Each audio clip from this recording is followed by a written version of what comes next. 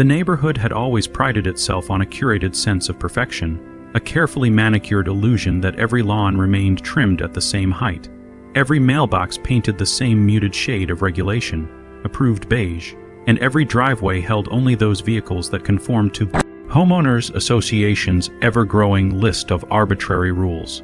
For years, the residents accepted these standards as the price they paid for living in a place advertised as peacefully uniform. A community where nothing unexpected ever happened. But everything changed when the HOA decided to target my work truck, the same truck that had been parked in the very same driveway for the better part of 7 years without a single complaint. My truck wasn't flashy or oversized, nor did it leak oil or block the walkway. It was simply a part of my everyday life, the tool that allowed me to run my small business, support my family, and maintain the very home the HOA claimed to care so much about. I had assumed that as long as I kept the truck clean and out of the street, nobody would care.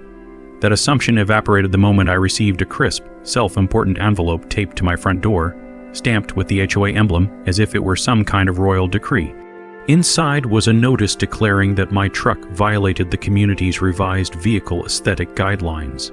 Guidelines that, until that moment, I didn't even know had been revised.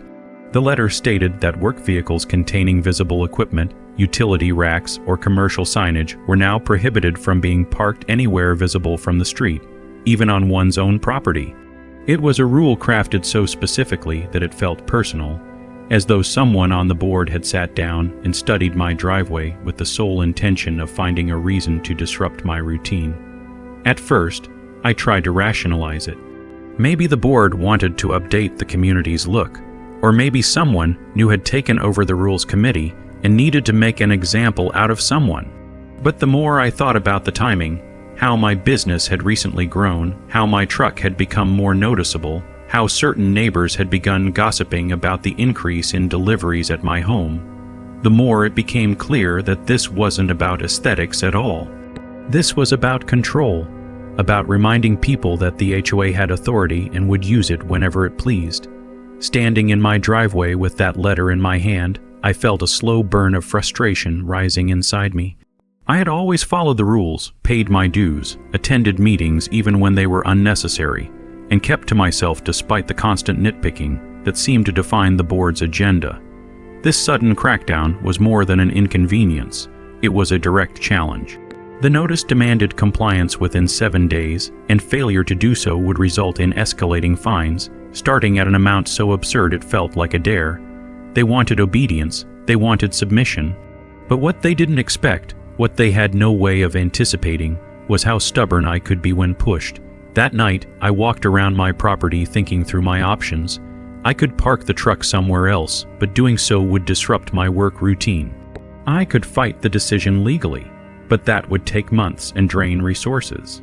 Or I could find a way to comply while also highlighting the board's hypocrisy, turning their own rulebook against them in a way so perfectly petty, so flawlessly executed, that it would expose the ridiculousness of the system they hid behind. The more I turned the possibilities over in my mind, the more a plan began to take shape, a plan that was equal parts compliance and retaliation, subtle yet spectacular enough to shake the HOA to its foundations. But to pull it off, I had to be patient, strategic, and meticulous. I needed to study the bylaws, understand every loophole, and identify exactly where the board had left themselves exposed. And so, instead of reacting impulsively, I spent the next few days quietly gathering information.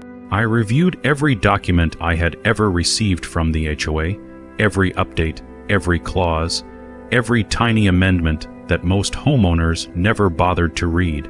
Beneath layers of vague wording and tedious legal phrasing, I began identifying contradictions, outdated passages, and exemptions hidden in footnotes that the board had long forgotten. I noticed something peculiar. The ban applied only to vehicles classified as work trucks with commercial equipment or signage. There was no limit, however, on the size of personal vehicles as long as they met standard parking safety regulations. No height restriction, no length restriction, no weight restriction. No rule preventing a resident from parking a massive, legally registered, non-commercial personal vehicle on their driveway. The board had been so busy trying to target a select few residents that they hadn't considered the potential consequences of their broad wording. That oversight, that arrogance, was exactly the opening I needed. As the final hours of the 7-day deadline approached, I felt the frustration inside me transform into something sharper, something almost adventurous. The board thought they could bully me into inconvenience, into compliance without question. But I had no intention of letting them win so easily. Instead, I would give them compliance in the most literal, most spectacular way possible. I would follow their rule, while also ensuring they regretted ever writing it. And as the plan solidified in my mind, I knew there was no turning back. The stage was set, the loophole was ready to be exploited, and the HOA had absolutely no idea what was coming. The only thing left was to find the perfect vehicle, something so enormous and undeniably legal that it would make my work truck look like a children's toy, something that would make the board choke on their own rulebook the moment they saw it. And with that thought, the next phase of my plan began. The morning after my decision, I woke with a sense of determination so solid it felt almost physical, as though it sat in my chest like a weight anchoring me to a purpose bigger than the petty rule the HOA had tried to impose. I spent hours at my computer researching vehicle classifications, state registration requirements, and the exact definitions used in the HOA-owned documentation, cross-referencing every term to ensure that whatever I brought into the neighborhood would be absolutely, undeniably compliant. The objective wasn't to break the rules. It was to follow them so perfectly that the HOA would have no choice but to confront the absurdity of their own decisions. I knew the board operated on a foundation of intimidation, bully residents into compliance, enforce rules unevenly, and hope nobody pushed back. But I intended to push, not recklessly, not emotionally, but strategically, using their own structure against them. Hours turned into an entire day of research. And as I scrolled through listings of private vehicles, something became increasingly clear. My options were far broader than I had expected.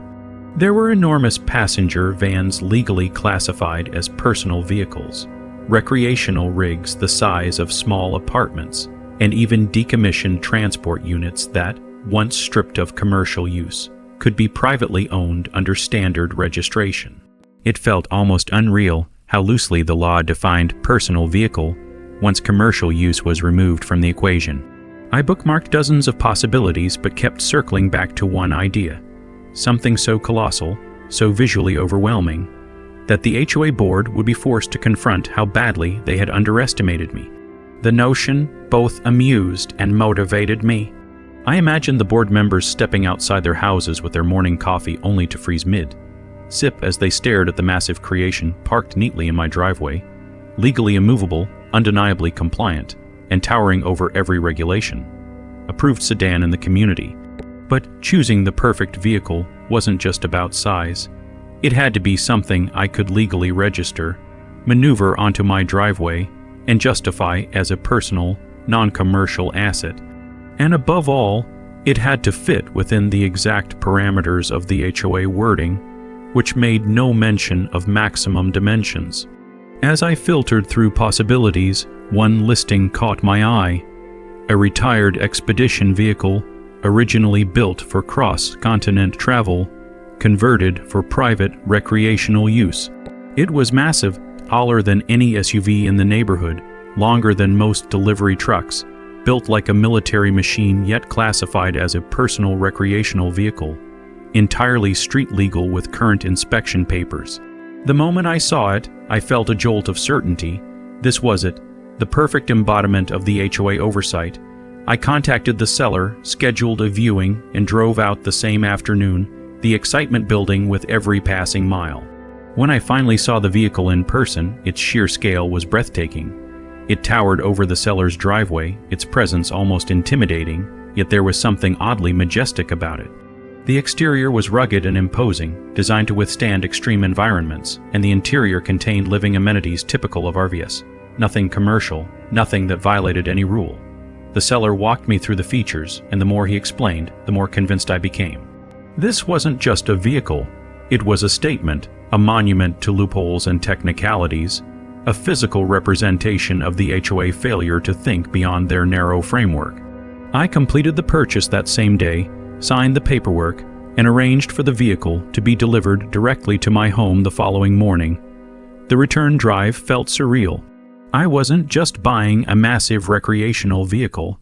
I was setting into motion a plan that would challenge the very authority the HOA believed it controlled without question. I imagined the board members holding emergency meetings, the neighbors whispering, the community group chat exploding with disbelief and outrage, all because they had chosen to target me without anticipating the consequences. Back at home, the countdown to the HOA 7-day compliance deadline ticked closer, but instead of feeling pressure, I felt anticipation. I cleared my driveway, moved my work truck to a friend's garage temporarily, and made space for the arrival of the gargantuan machine that would soon reshape the neighborhood's definition of acceptable. That night, sleep came slowly. My mind wandered through visions of board members clutching their clipboards in horror, neighbors peeking through blinds, and the inevitable moment when the HOA realized they had written the perfect rule to allow the exact opposite of what they wanted. But beneath the pettiness, there was a deeper satisfaction, one rooted in fairness. They had singled me out, not because I caused harm, but because someone wanted control. And now I was giving that control back to them in a form they were utterly unprepared to handle. At sunrise, I stood at the edge of my driveway, waiting. The sound came first, a deep, rumbling engine note that echoed off the houses long before the vehicle came into view. And when it finally turned the corner, it felt like watching a giant stride into a world built for toys. The delivery driver maneuvered it with ease, guiding it onto my driveway until the massive tires rested perfectly within the boundary lines. It fit, barely but legally. And as I signed the final delivery papers, I looked at the towering machine before me and felt a wave of satisfaction stronger than any petty rule the HOA had ever tried to impose. The real fun, however, hadn't even started. Because the moment someone from the board laid eyes on this monstrosity, the entire neighborhood would erupt, and I intended to be ready for every second of it. The stage was set, the vehicle parked, and the HOA entirely unaware that their worst nightmare had just arrived. The first 24 hours after the vehicle's arrival felt strangely calm, as if the neighborhood were holding its breath without yet realizing why. The towering machine sat in my driveway like an unmoving sentinel, casting a long afternoon shadow across the pavement and standing several feet taller than the nearest roofline.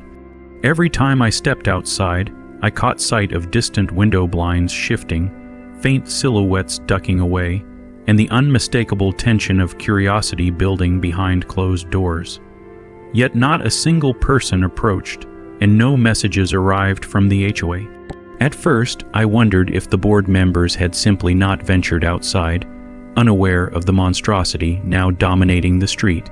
But by mid-morning of the second day, when the neighborhood's predictably early walkers, dog owners, and lawn obsessives began their daily routines, the silence became impossible to interpret as ignorance. Something was coming. It was just a matter of time. I spent those hours observing quietly, watching how neighbors slowed their pace when passing, how some stood frozen for several seconds before continuing on, and how a few even stepped back to snap photos, though they attempted to disguise it as looking at their phones. The longer they gazed, the more their expressions shifted from disbelief to something closer to nervous amusement, as though they understood the unspoken tension pulsing in the air. By noon, the first carload of board members appeared, a familiar sight consisting of stern faces, identical clipboards, and that practiced posture of self-importance they carried like a uniform. Their car crept down the street slower than usual, their heads turning in perfect synchronization the moment my vehicle came into view. I watched from inside my living room, shielded behind half-closed curtains as they pulled over in front of my driveway, all four of them stepping out with the synchronized irritation of people who believed they were about to handle a problem, but did not yet know what form the problem had taken. The sight of the massive vehicle seemed to paralyze them at first. They stood motionless, staring upward as though facing a creature summoned from some bureaucratic nightmare, their clipboards trembling slightly in their hands. It became evident that they had prepared themselves to find my work truck still parked in defiance of their rule. Instead, they were confronted with something far more complicated, something their carefully crafted guidelines had not prepared them for. I remained inside, watching the scene unfold, noting every detail. The way the board president took several steps back to get a wider view, the way the treasurer continuously adjusted his glasses, the way the compliance officer flipped frantically through her papers as though hoping to find a line that would magically justify their disapproval. But there was nothing in their rulebook that prohibited what sat in my driveway, and the realization spread among them like a slow, moving illness. Minutes passed, and the board members began circling the vehicle with the wary caution of people examining something dangerous but untouchable. They crouched to study the tires, walked around the rear to observe the registration, and even shaded their eyes to inspect the roofline, as if hoping to find some obscure violation hidden in its sheer height. I could practically feel their frustration seeping through the walls of my house. Their silence eventually shifted into animated gestures, still without sound, but unmistakably expressing disbelief, irritation, and frantic calculation. They had expected a simple enforcement visit. Instead, they found themselves facing a loophole so brilliantly inconvenient that they seemed unable to decide how to proceed, and the longer they lingered, the more the neighborhood noticed. One by one, residents began drifting outside, pretending to check mail or water plants while clearly fixated on the spectacle unfolding in front of my home. The board members seemed increasingly aware of the growing audience, and their posture stiffened with the uneasy realization that whatever decision they made next would be publicly observed and undoubtedly discussed. Eventually, they retreated to their car, piling inside with the defeated coordination of people accidentally outmaneuvered by their own regulations. The car rolled slowly down the street and disappeared around the corner, its departure prompting a subtle shift in the neighborhood atmosphere. Conversations began quietly, people lingered on sidewalks, and I sensed the buzz of gossip beginning its rapid spread. For the first time since receiving that violation notice, I felt something resembling triumph. Not reckless or vindictive, but measured and deeply satisfying. The board had attempted to impose control through intimidation, and I had responded not by breaking rules, but by exposing the weakness in their approach. Yet I knew this was only the beginning. The HOA was not known for surrendering easily. Within the next few hours, I expected emails, warnings, or hastily written amendments attempting to reassert authority. So I prepared myself for the next phase, keeping documentation ready, printing copies of the bylaws, and even photographing the vehicle's placement to prove compliance with setback regulations. As evening approached, my assumption proved correct. A new envelope appeared on my door, delivered silently without knocking. Inside was a notice declaring concern about visual disruption, community appearance standards, an excessive scale inconsistent with neighborhood character. Yet none of these phrases referenced any enforceable rule. They were vague, aspirational ideals rather than binding regulations, and the HOA knew it. I reread the letter, noting its desperate tone, its lack of citations, and its reliance on emotional suggestion rather than legal authority. The board had been caught off guard, and now they were attempting to invent a new problem without acknowledging the loophole they themselves had created. But vague concerns could not compel compliance, and they knew it. The next morning, another carload of board members arrived, this time accompanied by someone unfamiliar, dressed more formally, carrying a portfolio and wearing the expression of a professional brought in to solve a mess someone else created. Their arrival marked a shift in the HOA approach, a sign that the board wasn't merely irritated, they were escalating. And as the unknown specialist stepped out of the car and gazed at the towering vehicle with a calculating expression, I realized the situation was about to evolve from petty annoyance into a full-scale battle over authority, interpretation, and control. Whatever happened next would shape the rest of this conflict. The arrival of the unfamiliar specialist marked a turning point in the unfolding tension, as though the HOA had silently acknowledged that the situation had grown beyond their ability to control and now required someone with more authority, more confidence, or at least more experience in bending ambiguous regulations to their will. From my window, I studied the man as he surveyed the massive vehicle with an expression that blended calculation and mild irritation, his posture suggesting he had dealt with complicated cases before, but perhaps not one quite as visibly disruptive as mine. The board members hovered around him like anxious students awaiting judgment, pointing to various parts of the vehicle, gesturing animatedly at the driveway, and periodically flipping through their folders as if hoping to produce a decisive document that would magically transform the situation into something manageable, yet nothing in their frantic body language indicated success. The specialist circled the vehicle with meticulous slowness, pausing frequently to observe clearance distances, tire placement, and driveway boundaries. His careful movements suggested he was looking not for immediate violations but for potential leverage, the kind of obscure technicality that could be weaponized if interpreted creatively enough. I watched him kneel to inspect the underside, stand back to examine the height, and even pace the length of the driveway, as if calculating measurements that might later play a role in an argument the HOA hoped to construct.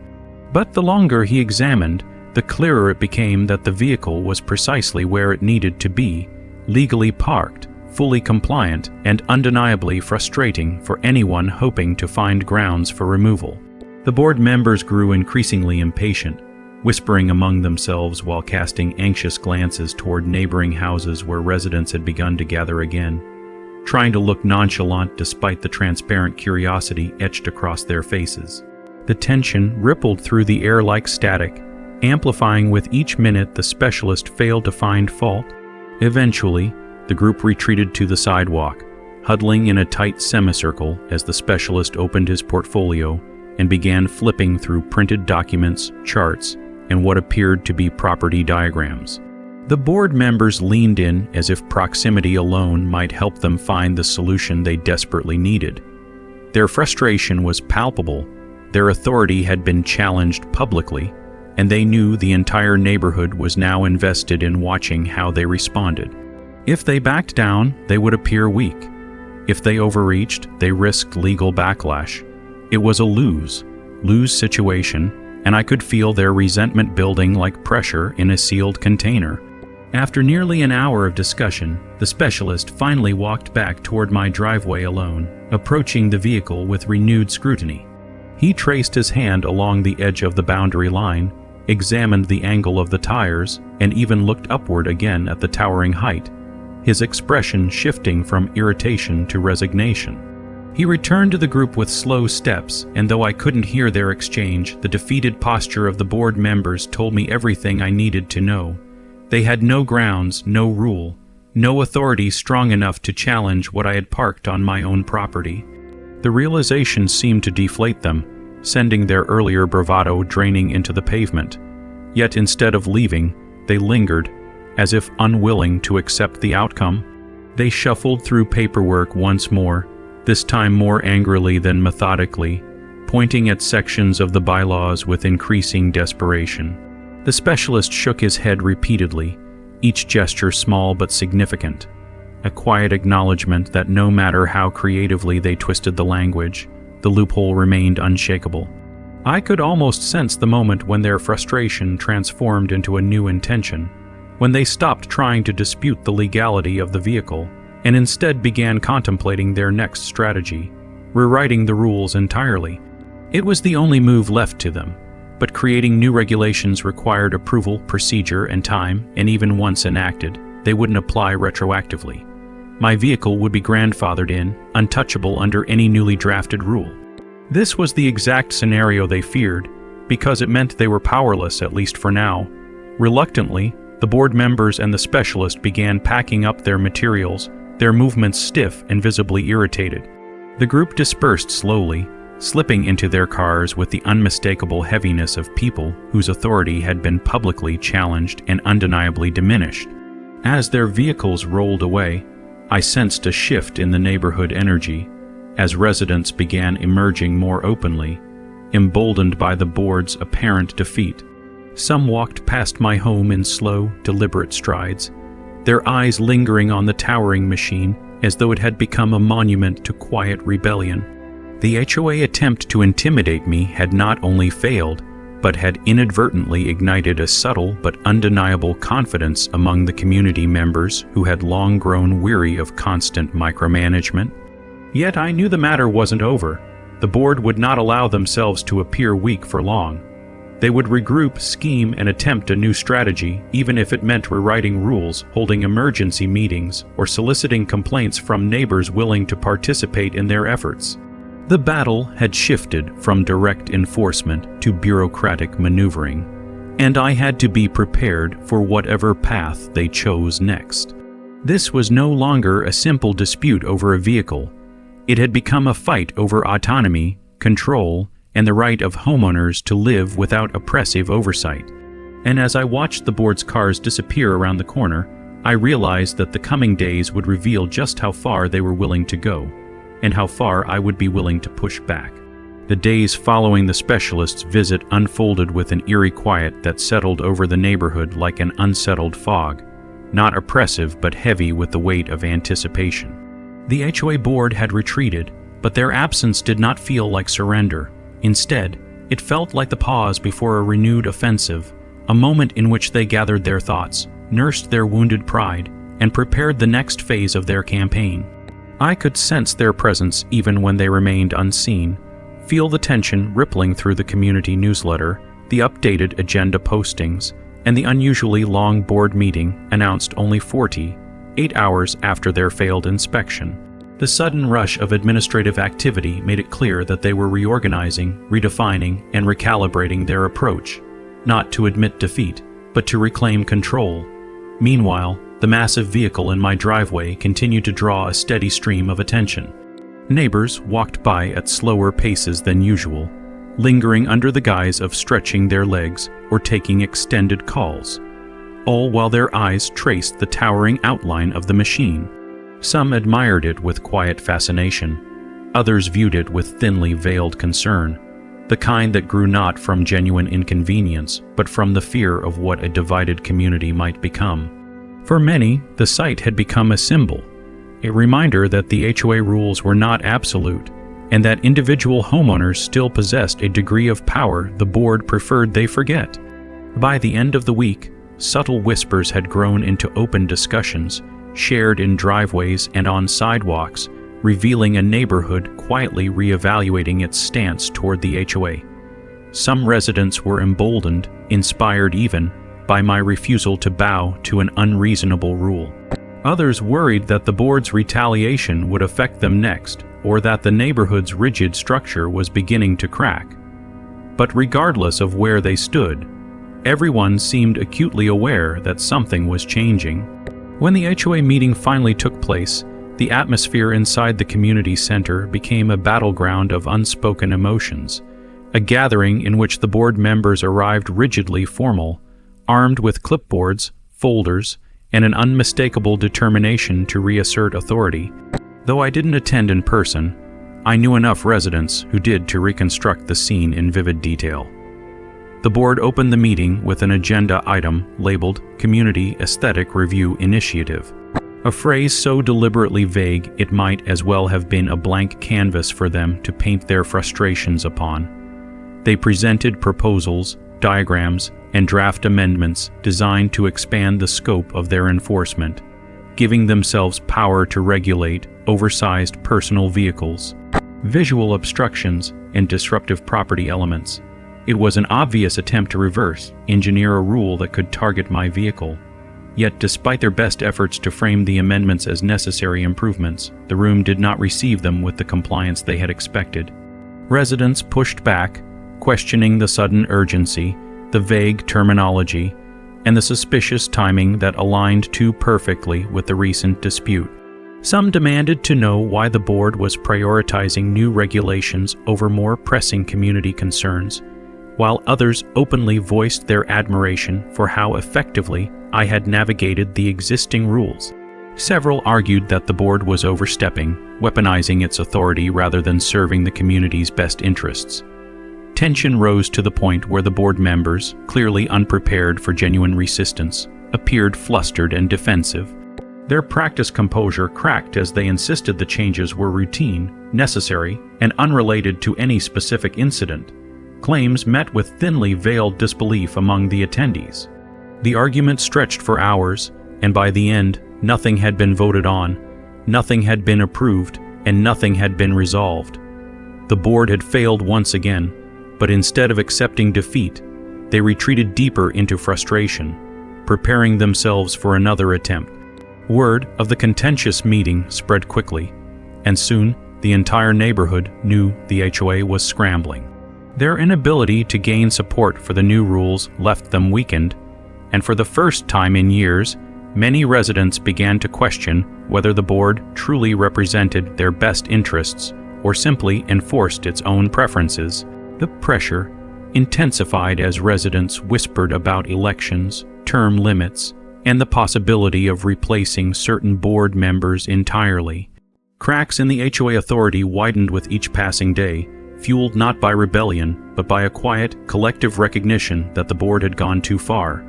Yet even as neighborhood sentiment shifted in my favor, I remained cautious. I understood that desperate organizations made desperate decisions, and the board would not abandon its mission easily. They might attempt to rewrite the rules again, seek legal counsel, or even try to convince neighbors to file complaints to build a false narrative of community discontent. Whatever came next, their actions would be fueled by pride, stubbornness, and a deep-seated fear of losing the control they had always wielded without question.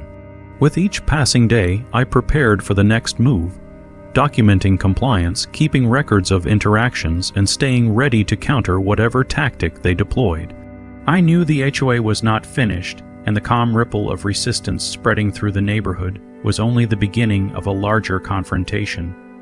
The board, humiliated yet determined, was about to escalate the situation in a way none of us had anticipated. And as the final echoes of their chaotic meeting faded, the stage quietly shifted toward the next chapter of the battle, one that would test not just their authority, but the entire balance of power in the community. The following morning arrived with an eerie quiet, the type that blankets a neighborhood before a storm tears through it. The crane still sat exactly where it had been parked the night before, towering above every rooftop like a steel sentinel refusing to be moved. But something had changed. Overnight, word had traveled far beyond the subdivision. What had started as a local HOA dispute had somehow become the newest digital wildfire. A neighbor's teenage son had posted a short video of the crane with the caption, "HOA tried banning work trucks, so this guy parked a skyscraper on wheels." And by sunrise, it already had hundreds of thousands of views. Vans from online news channels and influencers hungry for content began slowly creeping into the neighborhood, filming from their dashboards as if the street had turned into a tourist attraction. Some residents peeked through blinds with growing anxiety, while others stepped outside with coffee cups in hand, pretending to be casual observers while secretly thrilled. The HOA, however, wasn't thrilled at all. In fact, the pressure building inside the board seemed almost visible, as though the entire group might implode under the weight of their own panic. Word spread quickly that an emergency board meeting had been called at the clubhouse, and every homeowner who happened to be walking by swore they could hear raised voices spilling through the walls. Neighbors whispered that the president had nearly fainted when she heard reporters were filming in front of her house. The board members had apparently arrived in a frenzy, each one carrying stacks of paperwork, printouts of bylaws, and binder, thick attempts to justify an action they had no legal standing to enforce anymore. Inside, the tension simmered as each member tried to place the blame on someone else, claiming they had no idea the situation would escalate this far. The president allegedly demanded that the crane be removed immediately, insisting its presence was damaging property values, scaring pets, and traumatizing children, though no one could identify a single child who had been anything more than delighted by the massive machine. Meanwhile, homeowners not involved with the board were beginning to see the entire ordeal as entertainment, a welcome distraction from the monotony of ordinary suburban life. Some even set up lawn chairs as if the street had become an impromptu parade route. A few teenagers placed bets on how long it would take for the HOA to snap. Others walked close to the crane, craning their necks upward, marveling at its sheer size, muttering that nothing this bizarre had ever happened in the neighborhood before. The board wasn't the only group feeling cornered. The property management company overseeing HOA operations was beginning to panic as well. They sent a representative to the neighborhood to audit the situation firsthand and to determine whether the board had acted within its rights. The representative took one look at the crane, then one look at the panicked board members, and quietly began making calls that didn't bode well for the HOA. The representatives carefully worded questions about whether the HOA had actually followed legal notification procedures sent waves of unease through the board. Had the rule been properly documented? Had the truck restrictions been officially amended? Had the required majority vote ever happened? The truth, once uncovered, was devastating for them. Virtually nothing about their decision had been done correctly. While the board dissolved into chaos behind closed doors, the man who owned the crane became a reluctant local celebrity. People approached his driveway with cautious curiosity, asking if they could take pictures or record videos. Some offered thanks for finally putting the HOA in its place.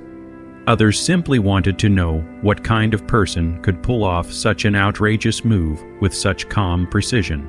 He handled the attention politely but avoided unnecessary conversation, knowing that anything he said might complicate the already spiraling situation. Instead, he remained quiet, letting the HOA destroy itself with its own incompetence.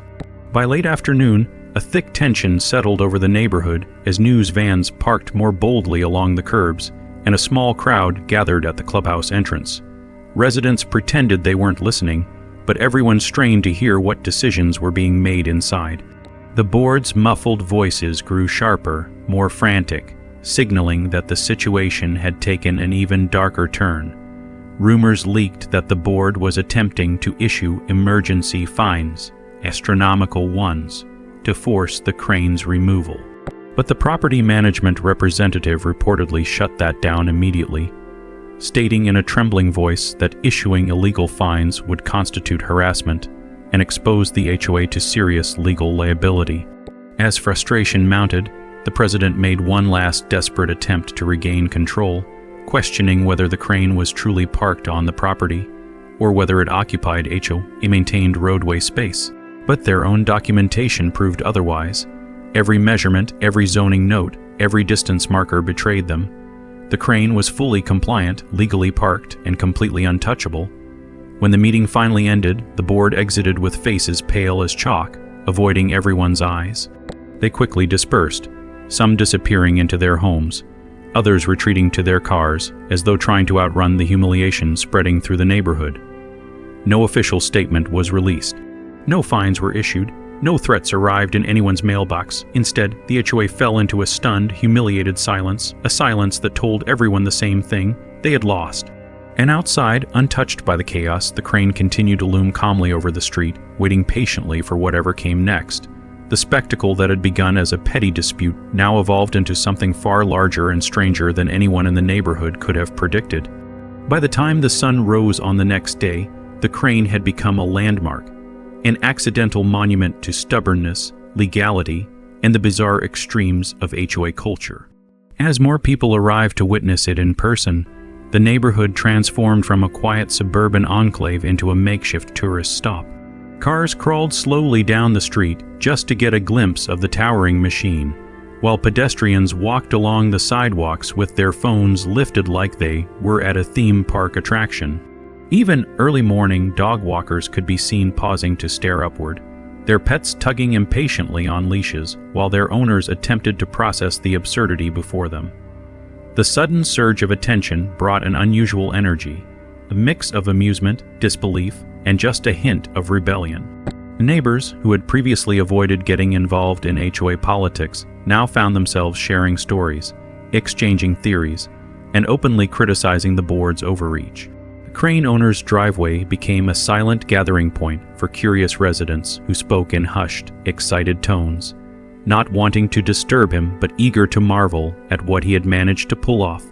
The HOA board members, however, were living in a vastly different reality. Their homes became fortresses of embarrassment as they avoided stepping outside, not wanting to face the growing number of neighbors who saw them as the cause of this public fiasco.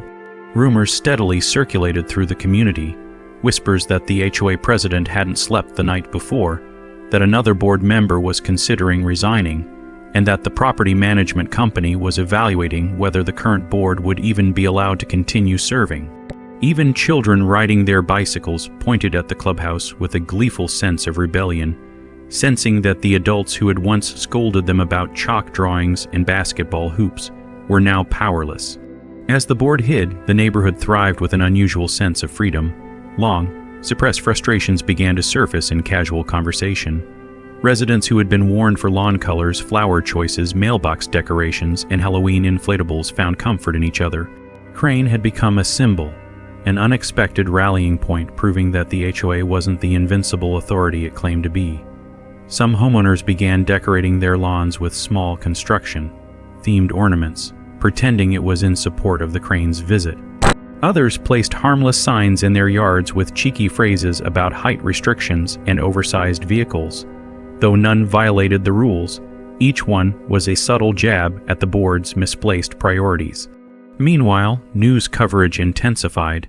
Several local outlets aired segments showcasing the Crane towering above the suburban neighborhood, and soon, a few regional stations picked up the story as well. They framed it as a classic underdog tale, a resident using the very rules the HOA loved to enforce against them. Comments poured in online from people across the country sharing their own HOA horror stories, cheering on the situation from afar, and encouraging the man behind the Crane. The viral nature of the ordeal put a spotlight on the deeper issue, the board's misuse of authority and failure to follow legally required procedures. The property management company, wary of the growing attention, returned for a more formal evaluation. Representatives walked the streets, interviewed residents, and reviewed the community's vote records. Their presence alone made the neighborhood feel like it was under investigation, though every homeowner understood who the true target was. That day, the management team conducted a private meeting with the HOA board in the clubhouse. No one outside knew what was said, but the expressions on the board members' faces afterward told everyone the outcome was grim. Visibly shaken, they scattered quickly, retreating to their homes like embattled officials after a scandal. Some residents claimed to have overheard snippets about a possible suspension of board authority or forced retraining. Others speculated that the management company was preparing to step in temporarily, an unprecedented move that could dissolve the board entirely if necessary. As the board endured its reckoning, the Crane owner noticed how the neighborhood was slowly shifting. People waved to him more often, approached him with gratitude, or simply gave nods of respect as they drove by. Yet he remained cautious. He wasn't seeking attention, and he didn't want the situation to escalate into something uglier. For now, his goal was simply to watch the HOA navigate the consequences of its own actions. Later that evening, as the sun dipped low and cast long shadows across the street, the neighborhood gathered in small clusters to discuss everything that had happened. The atmosphere felt almost festive, though no one dared call it a celebration outright. The Crane rose above them, catching the last orange rays of dusk, its silhouette becoming a symbol of everything the community had endured, challenged, and overcome.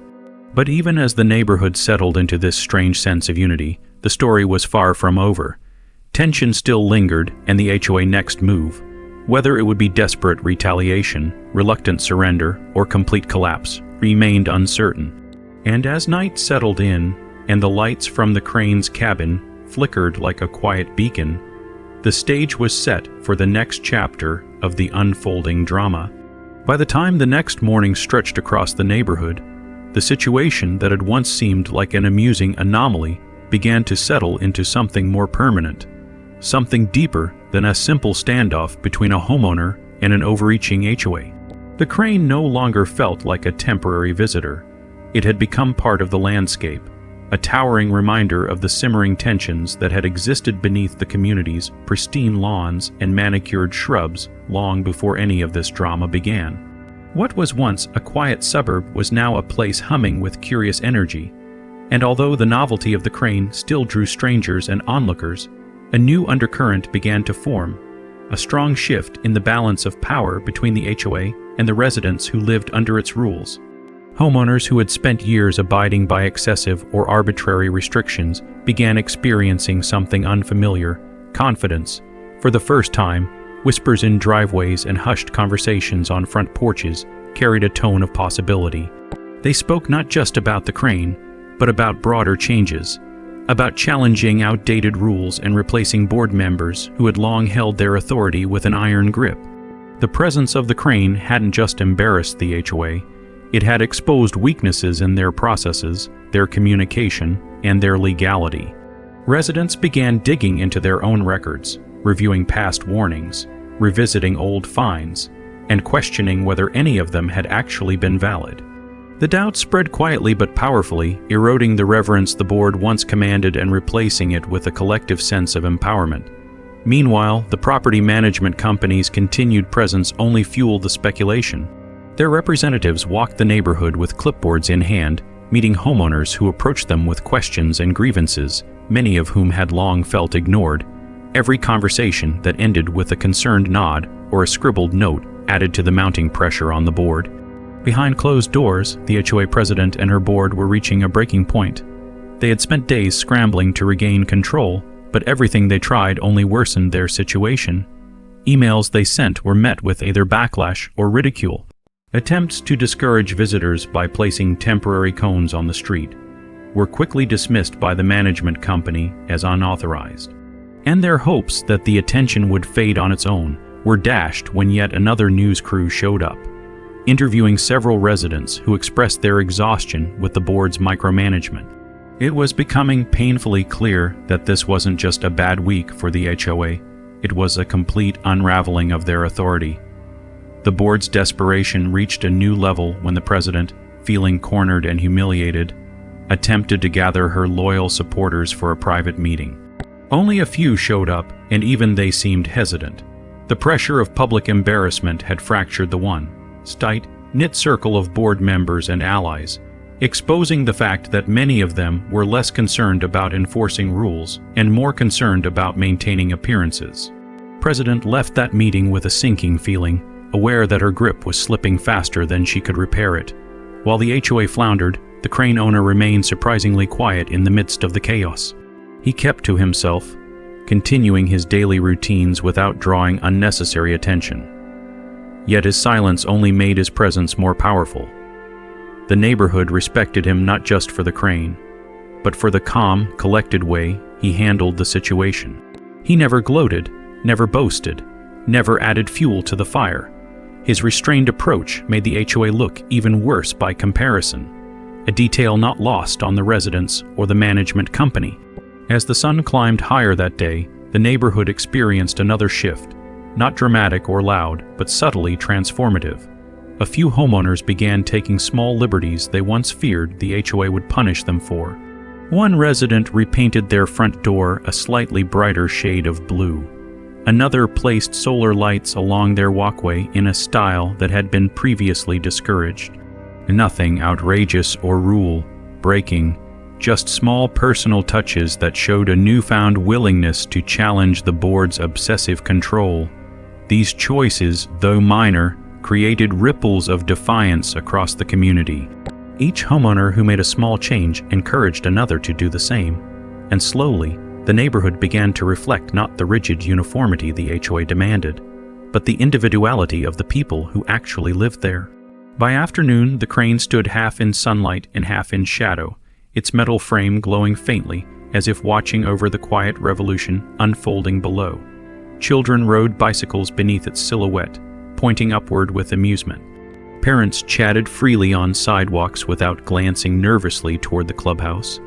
Even pets seemed more energetic, running across lawns without their owners worrying about the board's infamous warnings about grass damage.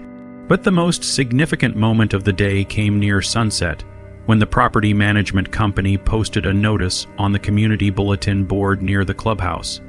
It was a simple document printed in plain black ink, but residents who stopped to read it felt the ground shift beneath them.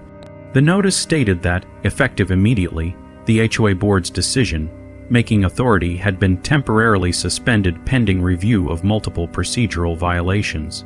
In its place, the management company would oversee all operations until further notice. The neighborhood buzzed with quiet disbelief as homeowners read and reread the notice, confirming what many had long suspected. The board had finally lost its power. The sunset cast a warm orange glow over the street as word spread house by house. Homeowners gathered in small clusters, speaking in soft, astonished tones. They knew this wasn't the end of the story, not even close, but it was the clearest sign yet that change had truly begun. And above them all, the crane stood unwavering, a silent guardian over a community that had finally started to reclaim its voice, its autonomy, and its dignity. The suspension of the HOA board's authority created a ripple that moved through the neighborhood in slow, steady waves. By the following morning, the community felt different, not in outward appearance but in atmosphere, in the quiet shift of power, and in the collective breath homeowners finally felt free to take. The crane still towered over the neighborhood, its frame rising above the rooftops with the same unshakable presence. Yet somehow it now felt less like a rebellious statement and more like a symbol of balance restored. The storm that had churned for days was beginning to settle, though its aftermath was far from finished. Residents woke to a rare calm, a sense of relief that had eluded them for years under the former board's watch. For once, walking outside didn't carry the weight of silent observation or the fear of accidental violations. Homeowners stepped onto their porches with coffee mugs in hand, enjoying the novelty of a morning free from tension. The air carried no hint of HOA notices or passive-aggressive reminders. Everything seemed softer, lights, voices, even the rhythm of the neighborhood itself. Yet beneath the calm lay a nervous curiosity. People wondered what the property management company's intervention meant long-term. They wondered whether the board members would resign or return after their training. They wondered how deeply the investigation would dig into past decisions, old fines, and previous complaints. Nobody knew, but the uncertainty didn't feel threatening. It felt hopeful. For the first time in a long time, residents sensed that the future of their community wasn't locked inside a boardroom. It was beginning to shift back into the hands of the people who lived there. Meanwhile, the suspended board members retreated into an uncomfortable silence. Their homes, once symbols of elevated status, now stood like isolated islands on the street. Most of them avoided going outside altogether, unwilling to face neighbors they had once disciplined so confidently. The HOA president, known for her stern posture and clipped tone, stayed indoors with curtains drawn. Rumors swirled, some claiming she was drafting an apology, others insisting she was preparing to fight the suspension. But no one saw her, and no statement appeared. It was as if the board's collapse had erased their presence entirely. As the neighborhood settled into its unusual peace, the crane owner maintained the same quiet routine he always had. His calm demeanor continued to intrigue everyone who passed by. Children pointed him out to their parents with awe. Neighbors offered waves or small nods of respect. He responded politely but remained private, never indulging in the attention or allowing himself to be pulled into the gossip. His restraint only amplified the community's admiration. They knew he had every reason to boast, every reason to rub the board's humiliation in their faces, yet he did none of it. Instead, he acted as though he were simply living his life, an attitude that made his silent victory even more powerful. As the day progressed, the property management company worked behind the scenes. Representatives inspected the clubhouse, reviewed outdated documents, and began drafting a temporary structure for decision-making. Their presence added a layer of seriousness that the HOA board had long neglected. For years, the board had used rules as weapons rather than guidelines, and now the management company was uncovering the mess left behind. Correctly filed amendments, unauthorized fee increases, and procedural errors that hinted at a pattern of negligence more than malice. Community watched from afar, not wanting to interfere but eager to understand the scope of the problem. Some felt anger, realizing how many homeowners had been unfairly fined or warned for issues that weren't properly enforceable. Others felt a strange relief that the truth was finally coming out. Still, others felt protective of the neighborhood, fearing that too much exposure might attract unwanted oversight. Yet despite the brewing discovery process, a sense of unity slowly spread. Homeowners who had never spoken with each other before now exchanged knowing glances and shared stories. Couples walking their dogs paused to laugh about the absurdity of the crane towering behind them. Even neighbors who had quietly supported the HOA strictness found themselves softening, acknowledging that something had gone deeply wrong. Late in the afternoon, the crane owner walked out to check on the machine, inspecting its tires and hydraulics with practiced ease. A few neighbors stood nearby, watching from a respectful distance. They didn't approach him, but their presence spoke volumes. They were grateful. They understood what his act of defiance had exposed. They understood how his calm persistence had given them a voice they had long been afraid to use.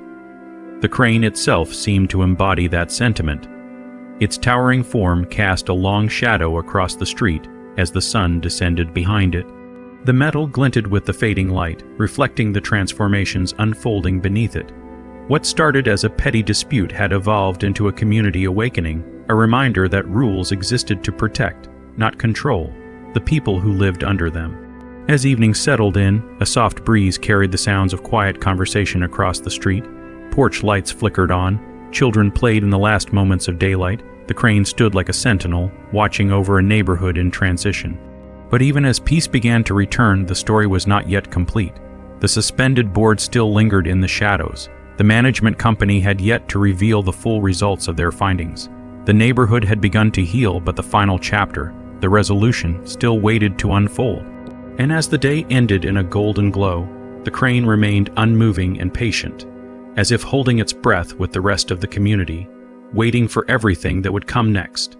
The final dawn of the ordeal arrived quietly, with a pale golden light stretching across the neighborhood like a gentle reminder that every storm eventually finds its stillness. The crane towered over the rooftops as it had for days, but something felt different now. The tension that once clung to the air like static had faded, replaced by a calm acceptance that the community had crossed a threshold it could never return from. The HOA former authority no longer loomed over the street. Instead, the crane had become the unexpected anchor of a long, overdue transformation.